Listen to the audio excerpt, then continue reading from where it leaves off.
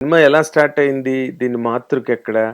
లేకపోతే దీని తాలూకు జెనసిస్ ఏంటి అన్నది అంతా చాలా అది వైడ్‌లీ డిస్కస్డ్ అనుకోండి. ఆ అవును. పాయింట్ నేను అడగట్లేదు గానీ, అవును.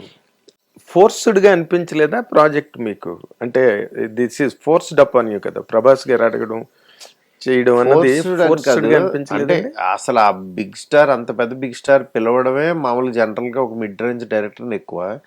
అలాంటిది ఆయన ఒక ఎంటర్‌టైన్‌మెంట్ ఒక చిన్న మిడ్ రేంజ్ సినిమా చేద్దామని అనుకోవటం అనేది ప్లస్సు. ఈ ప్రాసెస్‌లో నాకేంటంటే అంత పెద్ద స్టార్ వచ్చినప్పుడు నాకు scale of the film, thought process అది ఇంకొంచెం కరెక్ట్‌గా ఎక్కువ గనక పెట్టి ప్రాపర్‌గా తీసుకెళ్తే దాన్ని నేషనల్ లెవెల్‌కి తీసుకెళ్ళొచ్చు అనే ఒక ఇంటెన్షన్ తోటి చేసిందనమాట. అది మీ ఐడియావేనా? నేషనల్ లెవెల్ వరకు తీసుకెళ్ళాలన్నది? నేషనల్ వరకు అంటే నా ఐడియా అని కాదు. ఆయన సినిమా అంటే ఆటోమేటిక్‌గా ఎళ్తది గదా! ఈ ఎళ్ళే సినిమా ఇంకొంచెం ఆ కైండ్ ఆఫ్ అలంకరణ చేసి పంపిద్దాము. ఇది మన తెలుగు డెకరేషన్ కాకుండా అని చెప్పి అట్లా ఎళ్ళిందనమాట. అంటే మీరు ఎడిషనల్‌గా ఎడిషనల్‌గా అని కాదు. ఏం చేశారండి ఫర్ ది నేషనల్ పర్స్పెక్టివ్‌లో సినిమా గురించి? అంటే ఇప్పుడు జోనర్ అనేది అన్ని చోట్ల నేషనల్ అవ్వచ్చు, సౌత్‌లో అవ్వచ్చు, హర్రర్ కామెడీ అనేది ఎళ్ళిపోతది. రీజనల్ కావచ్చు. కాకపోతే హర్రర్ కామెడీలో అన్ని రీజనల్స్‌లోనూ డిఫరెంట్ డిఫరెంట్ అప్రోచ్‌తో రకరకాల దెయ్యం కథలు బోలెడు తీశారు. అవునండి. ఇప్పుడు మీకు అయన్నీ దాటి ఒక ఫ్రెష్ కథలాగా కావాలిది. ఇది కావాలి అనుకున్నప్పుడు ఖచ్చితంగా దీంట్లో ఒక కొత్త ఎలిమెంట్ ఉండాలి. అది ఫ్యాంటసీ ఇందులో. ఈ ఫ్యాంటసీ అనేది యాడ్ అవ్వటం వల్ల సినిమాకి ఏమైందనంటే స్కేల్ ఆఫ్ ద ఫిల్మ్ మారిపోయింది. నెక్స్ట్ పిల్లలు, ఫ్యామిలీసు అందరూ ఎళ్ళేలాగా ప్రభాస్ గారి సినిమాని ప్రభాస్ గారంటే ఆల్మోస్ట్ ఫ్యామిలీ అందరూ లైక్ చేస్తారు. అవునండి. అలాగా దాన్ని మార్చుకుంటూ చేసిన సినిమా. ఇది ఇప్పుడు ప్యూర్ బిగిన్ టు ఎండ్ ఒక దీంట్లో వచ్చిందనమాట. ఓకే. అంటే హ్మ్, ఒక రీజినల్‌గా తీసే సినిమాకి, అవును. నేషనల్ పర్స్పెక్టివ్‌లో తీసే సినిమాకి what is the big difference అండి? అసలు ఒరిజినల్ డిఫరెన్స్ మీరు ఒక మేకర్‌గా అంటే మాట్లాడాలంటే, అంటే డైరెక్టర్‌గా. ఇక్కడ తెలుగులో అండి మనకేంటంటే కొన్ని డైలాగ్ డ్రామా మీద వెళ్ళిపోయినా ఇబ్బంది ఉండదు. కానీ నేషనల్ లెవెల్కి వచ్చేసరికి డైలాగ్తో పాటు మెయిన్ కంటెంట్ కూడా ఉండాలి. కంటెంట్ ఇన్ ద సెన్స్ ఒక కొత్త ఎలిమెంట్ యాక్షన్ ఎలిమెంట్ అన్న యాడ్ అవ్వాలి. లేకపోతే ఇంకొకటి మన టేకింగ్ అన్న యాడ్ అవ్వాలి. లేకపోతే పాయింట్లో ఇన్నోవేటివ్ పాయింట్ అన్న యాడ్ అవ్వాలి. ఇట్లా యాడ్ అయ్యే అంశాలు చాలా ఎక్కువ ఉంటాయి. ఇక్కడ డైలాగ్ డ్రామా మీరు మిమ్మల్ని కూర్చోబెట్టి నవ్విస్తూ ఉన్నా సాటిస్ఫై అయిపోతారు. ఎందుకంటే మన కైండ్ ఆఫ్ కల్చర్ కాబట్టి. కానీ అక్కడ అలా ఉండదు. అది. ఓకే. మీకు దాని మీద మీరు బాగా స్టడీ చేశారండి? అంటే స్టడీ ఏం చేయలేదు సార్. హ్మ్. జనరల్‌గా స్టోరీ రాసుకున్నప్పుడు అది తెలియకుండా అది బ ఆహ్, ఫస్ట్ హాఫ్ వరకు ఓకే. ఇక్కడ ఆడియన్స్ ఫుల్ సాటిస్ఫై అవుతారు. కానీ ఇక్కడి నుంచి నెక్స్ట్ లెవెల్‌కి ఎలిమెంట్ ఎళ్ళాలి అనేది ఇంకా అక్కడి నుంచి రాసుకొని తీసుకెళ్ళిందన్నమాట. అంటే ఏ సినిమా అయినా కొత్తగా కనిపించడానికి, లేదా కొత్తగా అనిపించడానికి మరి మీరు సినిమాలో ఏ సరికొత్త పాయింట్‌ని చూపిస్తున్నారో మాకు తెలీదు. రేపు 9వ తారీఖు యాహ్! వరకు ఎగ్జాక్ట్‌లీ. అనుకోండి. ఆ! But screen play, taking and లీనియరా, నాన్ లీనియరా ఇవన్నీ చాలా మ్యాటర్ అవుతాయండి ఫిల్మ్‌లో. అవునవును. మీరు ఏం మెథడాలజీ ఫాలో అయ్యారు సార్ ఈ కథ చెప్పడంలో? ఇది స్క్రీన్ ప్లే లీనియరా? నాన్ లీనియరా అండి? స్క్రీన్ ప్లే నాన్ లీనియర్ లీ అంటే లీనియర్‌తో స్టార్ట్ అవుతది. లీనియర్ సినిమా లాగానే ఎళ్తది నాదెప్పుడు. హ్మ్. కానీ నాన్ లీనియర్ అనేది బ్యాక్‌కి ఒక ఫ్లాష్ బ్యాక్ దగ్గర నాన్ లీనియర్ అవుతుంది. అహా! ఫ్లాష్ బ్యాక్ అని కాదు. అంటే మీరు చూసిన సినిమాలో ఇంకో కోణం ఏముంది అనేది బిఫోర్ ప్రీ క్లైమాక్స్ దగ్గర నుంచి స్టార్ట్ అవుతది. మీరు అప్పటిదాకా లీనియర్ సినిమా లాగానే ఎళ్తా ఉంటది. ఓకే. క్లీన్‌గా ఉంది కానీ మీరు చూడని కోణం ఇందులో ఏముందా అని నేను మళ్ళీ రెక్టిఫై చేసి చెప్తాననమాట. రివైజ్ చేస్తారు. రివైజ్ చేస్తాను. ఓకే. అది. బట్ ఇందాక మీరు మాట అన్నారు చూడండి. అంటే ప్రభాస్ సినిమా అనగానే ఆల్ ఆడియన్స్, అవును. వయసుతో సంబంధం ఉండదు, అవును. జెండర్‌తో సంబంధం, అవును. రిలీజియన్ లేనే లేదు అవును. ఆయనకి. సో అన్ని కళ్ళు దాని మీద ఉంటాయి సార్, ఆ ప్రోడక్ట్ మీద. Correct. Maruthi what newness Maruthi could bring in the film అవును. అనే దాని మీద వచ్చినప్పుడు what will be your answer అండి? మీరే చెప్తున్నారు ఒక 500 దెయ్యం కథలు వచ్చాయి. అవును, ఖచ్చితంగా సార్. ఇప్పుడు ఆ కాన్ఫిడెన్స్ నాకు లేకపోతే ఆ మాట నా నోట్లోంచి రాదు జనరల్గా. ఎందుకంటే ఇది ఇంతవరకు అయితే తెలుగు కాదు, ఇండియన్ స్క్రీన్ మీద అయితే ఈ పాయింట్ రాలేదు. అంటే ఈ పెద్ద స్టార్స్ కూడా ఎవరు కూడా ఈ కైండ్ ఆఫ్ దాంట్లోకి రావాలనుకోరు. ఎందుకంటే ఇప్పుడు ప్రభాస్ గారు ఉన్నప్పుడు నేను కూడా 4 ఫైట్లు యాక్షన్ నీట్గా రాసి ఇది చేస్తే పాస్ అయిపోతాం. కానీ ఇలాంటి జోనర్ సినిమా ఆయన చేయాలనుకున్నప్పుడు ఆయన చేస్తే ఆయన కైండ్ ఆఫ్ స్కేల్ని నేను దృష్టిలో పెట్టుకోవాలి, ఆయన ఫ్యాన్ ఫాలోయింగ్ని దృష్టిలో పెట్టుకోవాలి. ఇవన్నీ పెట్టుకుని ఆడియన్స్ని ఎంటర్టైన్ చేయాలి జనరల్గా. అది రెస్పాన్సిబుల్ ఎక్కువ ఉంటుంది ఇది. అది నేను ప్రాపర్గా నాకు వర్కౌట్ అయింది అనిపించింది. నేను చూసుకుని ఆయనకు కూడా ఒక సాటిస్ఫాక్షన్.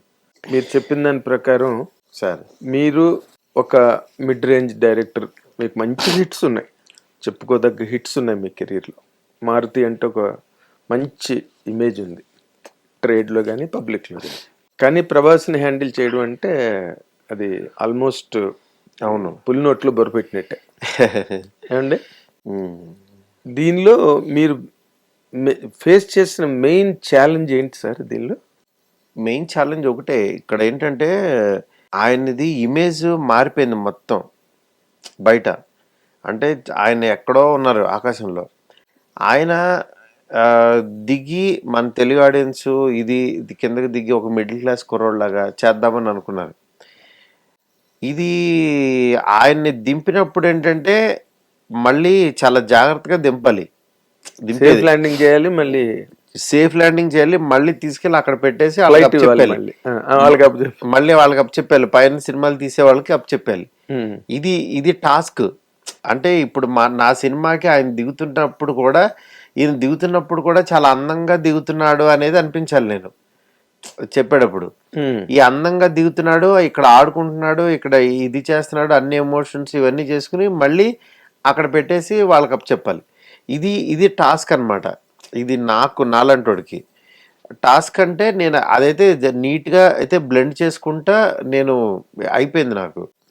ఎందుకంటే ఇది కరెక్ట్గా కనుక చేశాను అనుకోండి, సగం పాస్ అయిపోయినట్టే సినిమా. మీరు కథలోనూ ఉంటారు, మీరు బయట అవుట్ ఆఫ్ ద బాక్స్ రారు మీరు.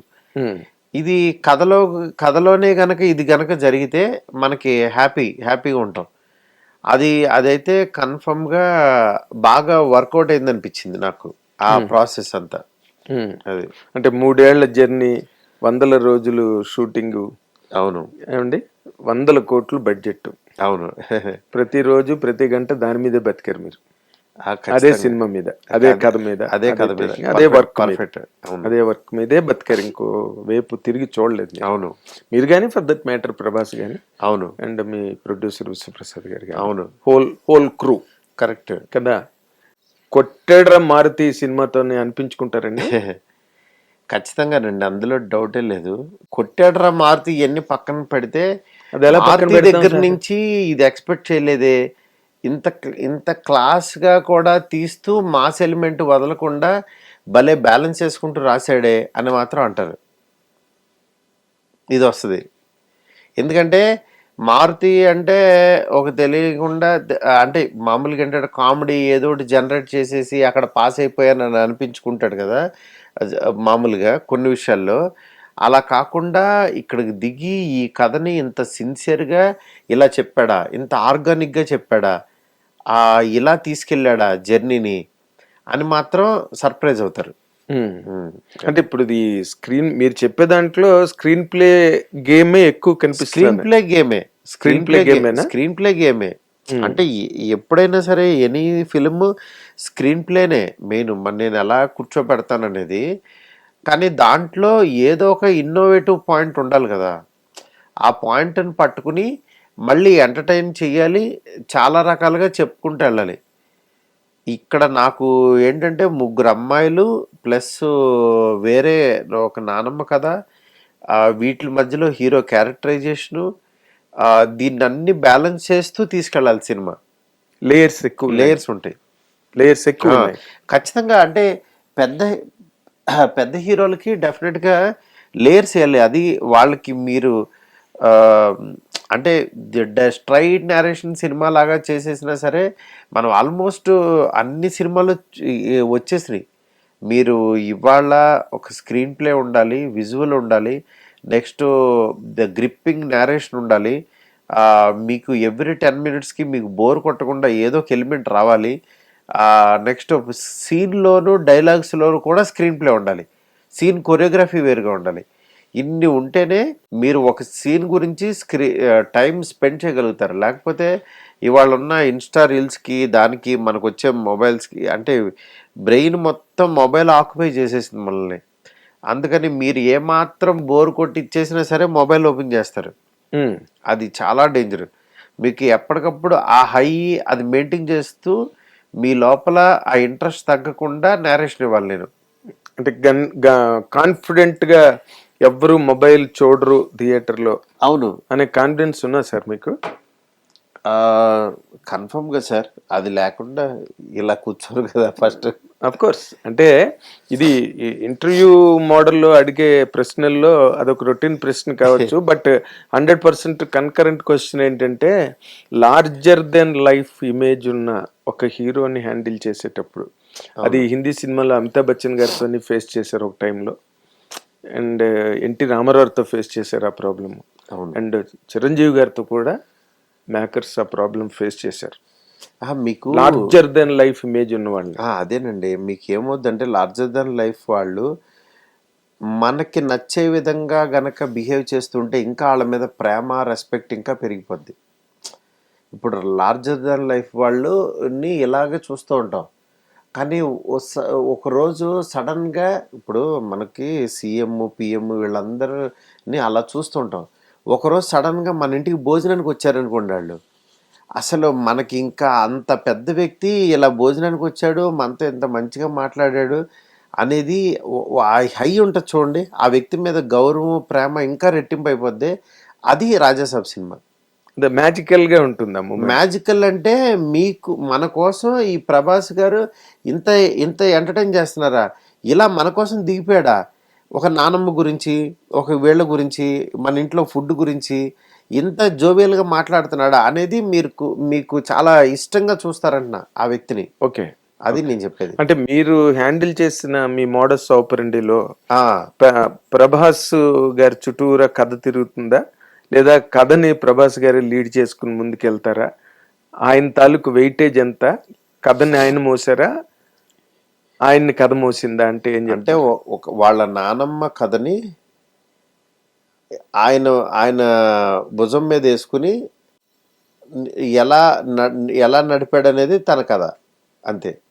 తన జర్నీనే 100%. పెద్ద హీరో ఉన్నప్పుడు ఆటోమేటిక్గా తనదే ఉంటుంది. అంటే మెయిన్ ఈస్థెటిక్ వాల్యూస్ అనేది కొన్ని ఉండాలండి సినిమాకి. అంటే పెద్దవాళ్ళకి ఒక ప్రభాస్ లాంటి వ్యక్తి వాళ్ళ నానమ్మకి ఎంత రెస్పెక్ట్ ఇస్తున్నాడు. మామూలుగా ముసలోళ్ళని మనం పట్టించుకోం. అలాంటి ఆవిడ ప్రాణానికి కోసం ఇతను ఎంతవరకు వెళ్ళాడు. ఒక ముసలావిడ ప్రాణం అంటే ఎవరికి పెద్ద పట్టించుకోడు, చనిపోయిన చాలే 70 years వచ్చినాయి ఇంకేముందలే అని అనుకుంటారు కదా. ఆ ఏజ్లో ఆవిడని కాపాడుకోవడానికి ప్రభాస్ లాంటి ఎంత కిందకి దిగిపోయాడు అనేది ఇది ఉంటుంది. అదే మీ ట్రైలర్ టీజర్ అవన్నీ చూసినప్పుడు చాలా షాకింగ్ గా అనిపించాయండి. మొన్న రిలీజ్ చేసిన మీ ట్రైలర్ కూడా 3 నిమిషాలు 11 సెకండ్లు. అవును, అసలు ఎవ్రీ ఫ్రేమ్ ఒక ఫిల్మ్ లాగా ఉంది. Every frame. అవును, దాంట్లో సస్పెన్స్ ఉంది, ఫ్లాష్ బ్యాక్ ఉంది, గాడ్జిల్లాలు వచ్చాయి, క్రొకడైల్స్ వచ్చేసాయి, 3 అమ్మాయిలు. ఇదంతా ఆర్గనైజ్ చేయడానికి అసలు మీరు చేసిన మీరు పట్టిన కుస్తీ అందం, మీరు పట్టిన కుస్తీ కానీ చేసిన కసరత్తు కానీ ఒక్క మాటలో చెప్పాలంటే ఏం చెప్తారు సార్? పట్టిన కుస్తీ ఏం లేదండి. ఈ సినిమా ఈ రిక్వైర్మెంట్ అడుగుతున్నప్పుడు దాని గురించి మనం ఏంటంటే బెస్ట్ ఇవ్వాలి. నేను యానిమేషన్ బ్యాక్గ్రౌండ్ నుంచి వచ్చాను కాబట్టి 2D 3D యానిమేషన్స్ అన్నీ చేశాను కాబట్టి నాకు అది నాకు ఈజీ అయింది ఫస్ట్. వేరే వాళ్ళకంటే కొంచెం కష్టం, కానీ ఇది నాకు నేను వేసుకున్న డ్రాయింగ్స్ ఇది అవ్వచ్చు, ఆ క్యారెక్టర్ని బిల్డ్ చేసిన ఇది అవ్వచ్చు. మీరే వేసుకున్నారు సార్ డ్రాయింగ్స్ అన్ని? నేనే వేసుకున్నాను. వేసుకుని యాక్చువల్గా నాకు స్టోరీ బోర్డ్ ఆర్టిస్టులు ఉంటారు, వాళ్ళకి అప్ చెప్తాను నాకు క్యారెక్టర్ ఇలా కావాలి, ఇది ఐడియా ఇచ్చి ఐడియా ఇట్లా. అలా నాకున్న ఆ డ్రాయింగ్ అనేది ఈ సినిమాకి బాగా హెల్ప్ అయింది. మీకున్న drawing sense. Okay. Hit TV app, ఇందులో short news, live news, entertainment shows, movies, digital magazines తో పాటు మీ జిల్లా వార్తలను కూడా ఫ్రీగా చూడొచ్చు. ఇంకెందుకు ఆలస్యం, వెంటనే హిట్ టీవీ యాప్ ని డౌన్లోడ్ చేసుకుని ఫ్రీగా ఎంటర్టైన్మెంట్ పొందండి. Hit TV app. Hit TV app. Please download hit TV app. Hit TV app ని ఫ్రీగా డౌన్లోడ్ చేసుకొని ఎంజాయ్ చేయండి. మీకు నచ్చిన ఎంటర్టైన్మెంట్ కోసం హిట్ టీవీ యాప్ ని ఫ్రీగా డౌన్లోడ్ చేసుకుని ఎంజాయ్ చేయండి. హిట్ టీవీ యాప్ ని డౌన్లోడ్ చేసుకుని ఆస్వాదించండి, ఆశీర్వదించండి. ఇంతమంది సెలబ్రిటీలు హిట్ టీవీ యాప్ ని డౌన్లోడ్ చేసుకోండి అని చెప్తున్నారంటే ఎంత మంచి యాప్ ఆలోచించండి.